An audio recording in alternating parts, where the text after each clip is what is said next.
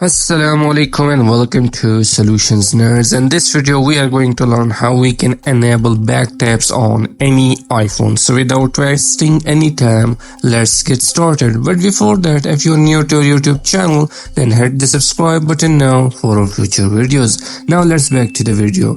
To enable the back taps, first go to settings. Now in settings, search for accessibility, click on accessibility. Now go down here you can see the physical and motor section, click on touch. Go down here and search for back tap, click on this, and here you will see two options, double tap and triple tap. For double tap you will select these options. For example, I will select camera for double tap, and for triple tap I will select, for example, I'm using it for screenshot, click on this screenshot. For example, I want to open the camera, I will double tap the back and the camera is pop up.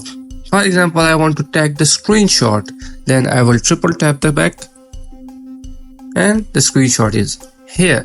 This is a really cool feature of iPhone, and by default it is off and by default it is set to none. So use it and enjoy the back tap of your iPhone. Hope you liked the video. Don't forget to subscribe. Thanks for watching.